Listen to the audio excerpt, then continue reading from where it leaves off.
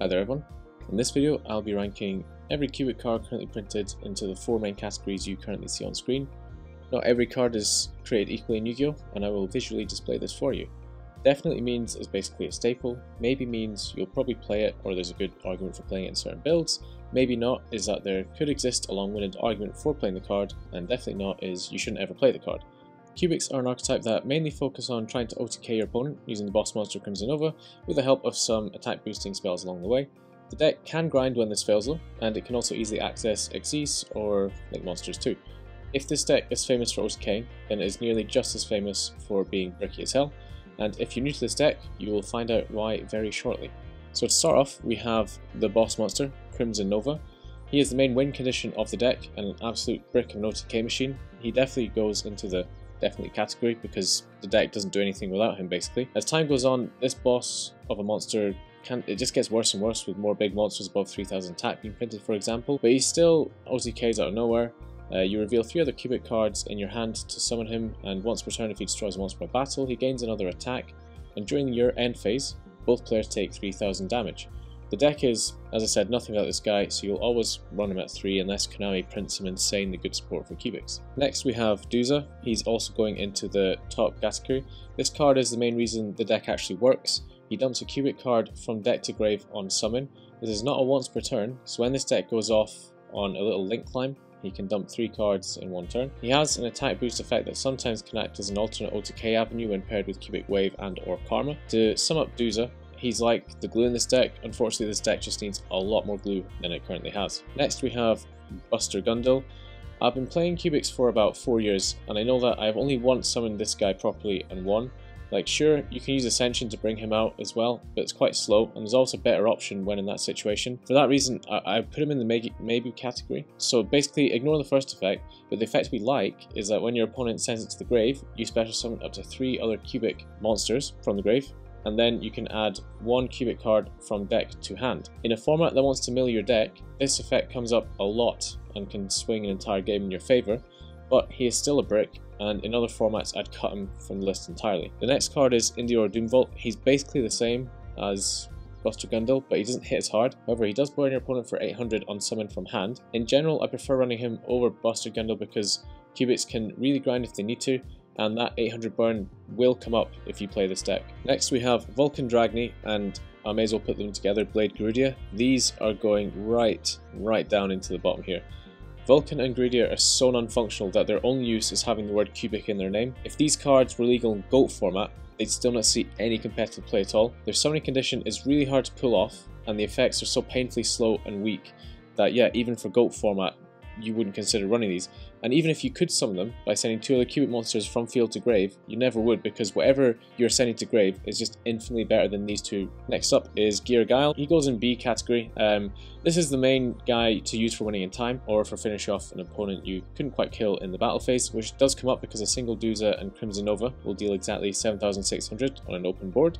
He also justifies being in the second tier because he can trigger your link climbing through his summoning condition, which is just send 1 cubic card from deck to grave, so he doesn't take up 2 like Garudia and Vulcan Dragny, which means he's a lot less resource intensive and you don't get a really crap monster in return. The other level 2 is Dark Garnex. He is just a worse version of Gear Guile because he doesn't burn for 800, although he does have an extra 200 attack, so maybe that's something to bear in mind.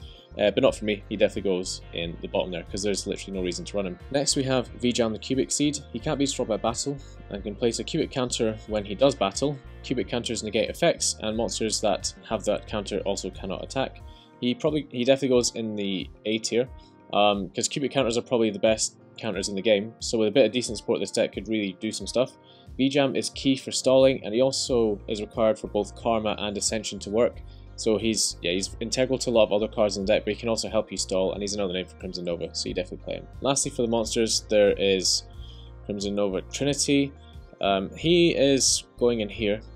Some builds dedicate themselves to being a Trinity Turbo deck, but you've likely not known this until now because they're just not very good. It's a super hard card to summon when considering that your fusion card is a trap card and that you need 3 Crimson Novas in hand or field to summon. His effects are actually very strong, so he is a good card, but he's just never worth summoning out with the tools we currently have.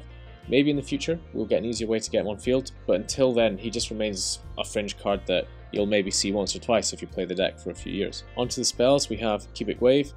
This is going straight up to the Definitely category. This card says double attack of a cubic monster and half the attack of an opponent's monster. If you open 2 of these, your Crimson Nova is getting up to 12k and is likely going to stay there. Its grave effect lets you banish it and other cube monsters to place cubic counters on the field. This card is crucial for giving you a chance of OTKing. So many boards today end on big monsters like Borreload Savage Dragon, for example, so your Crimson Nova being at 3k is usually not enough. This card can clog a little bit, but accepting bad levels of consistency is just part of the cubic life. Next we have Cubic Karma. This one is also going in the Definitely category. This helps OTKs in 2 ways. First, it boosts attack by sending V-Jams from hand to grave, and you gain 800 for each. And in grave, you banish it to search cubic monster. This is as good a consistency card as you're going to get in cubics, so you would run 3. Next up we have Cubic Dharma, another Definitely category for the spells. You banish it from grave to add back a cubic monster from grave, and you take no battle damage from attacks involving cube monsters while it's in the field, and you can also discard a cubic card to draw a card. So if you're discarding a Karma, for example, you're plussing off it, which is a thing pretty much unheard of in cubics. Like many other cubic cards, this thing can either be dead, or it's one of the last things your opponent ever sees before being OTK'd. It's nice for that little consistency boost, and it just gives an extra name for Crimson Nova. For the traps, we have, to start off with, Cubic Causality. I would actually put this one in the Deathly category as well. This card provides multiple non-targeting negates, which is insanely strong, and its banish effect provides a niche way to steal an OTK. Sadly, this would have been much better if it had been a quick play spell, but instead is a trap in a going second strategy. But having interaction on your opponent's turn is very important for a deck like this, and because good cubic cards are in very, very short supply, I think that this is a must run because in the worst scenario, it's an extra name for Crimson Nova, and then if you don't OTK, you have a chance of surviving the next turn when your opponent brings out something that can actually threaten your Crimson Nova. The second trap is Cubic Ascension. I'm going to put this one in the Deathly category as well. At first glance, this just looks like a mediocre battle trap, and it kind of is, but it is also a free 4 material Zeus, which can be a win condition. It can also be an Ensemble Robin, for example. If your opponent's life points are at least 2,000 higher than yours, you banish Ascension and summon up to 3 V-Jams from hand, deck, or grave. You only summon 1 if you control a monster though, but luckily cubics have a very hard time of meeting that criteria. The second effect is what makes this a good card, and getting both effects off is really good value for this archetype. Plus, unlike the empty cubic monsters, this does more than just be a name for Crimson Nova. It can let you link climb, it can let you access your Xyz monsters, and it can also sometimes summon out Buster Gundil or Indior Doomvault, but that's unlikely. Next up we have Unification. This is going in the Deathly category, and not because it's a fusion trap, but because it has a very good grave effect. It is both a useful and useless card at the same time.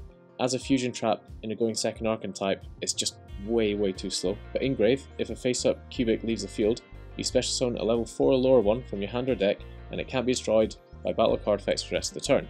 You have a few good targets for this, and it's basically the only card in the entire archetype that lets you grind and plus, and if you run more than 2 of this, you can link climb into link 4 quite easily, which provides an alternate win condition, because if you climb up into a Zeraboros, you then trigger your last Unification to summon a cubic monster to the field, and then the field is banished, and that's good for you. To sum up the card, seeing it in hand is awful, and not playing it is also awful. Now for the horrific traps, we've got Cubic Rebirth. This is going straight down into the Deathly Knot. Simply put, this is a worse version of Ascension in every single way. For it to work, the following needs to occur. Your opponent declares a direct attack. You are able to target the attacking monster. Your opponent then special summons as many monsters from their hand, deck, or grave with the same name as the attacking monster in attack position. Their attack becomes 0 and they get a cubic counter. And after all of that, if any cubic counters were placed by this effect, you get to special summon a level 4 or lower cubic from your hand and ignore its summoning condition. Cubics would have to have some pretty busted level 4 or lower monsters to make that even close to being a fair trade. You may negate an attack, but if your opponent has a full board, then the effect is useless, and if they don't, they then just use the monsters you let them summon for free to make something from the extra deck in main phase 2. And if your opponent attacks with a monster from the extra deck, then Rebirth is just a very mediocre battle trap. It is a neg-1 in the best case scenario and a neg-3 in the worst. If you run this, you're literally taking up space in your deck to help your opponent. Lastly, we have Cubic Mandala, and for anyone that knows the card, they know it's not going up here, they know it is going straight down here.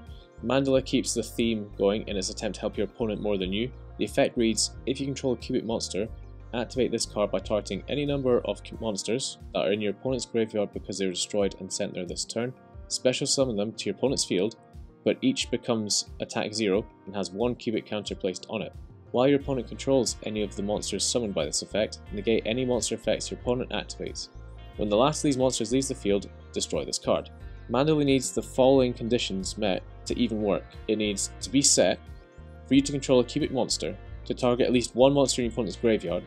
That said monster had to be destroyed and sent there this turn. You must be able to special summon it back to your opponent's field. They need to control said monster or monsters for the Floodgate monster negation effect. This card has the exact same problems as Rebirth while also adding some of its own. It has to be set for 2 turns before you can use it, in a deck that wants to go second and just isn't very good. What also makes it worse is that you don't even get the option of special summoning one of those overpowered cubic monsters at the end of all of it. Like Causality and Unification, it would have been much better for a quick play spell. Admittedly, it still wouldn't be that good, but you may see it being played to help OTK occasionally. That rounds up every single cubic card that is currently available to us. As you can see, it is quite a polarized list. They either function and do what they need to do, or they are completely functionless. Cubics are honestly a very interesting archetype. They've got a lot of room for support in the future to help with consistency. The summoning condition with Crimson Nova could maybe be explored a bit further as well for maybe more miniature boss monsters, like maybe reveal 2 cubic cards or maybe 1 cubic card to special summon as well. More room for extra deck monsters too. So there's a lot of room for this deck to improve. Let's just hope it sees some sort of support in the future. Anyway, that rounds up the tier list for cubics. Hope you enjoyed, and I'll see you all on the next one.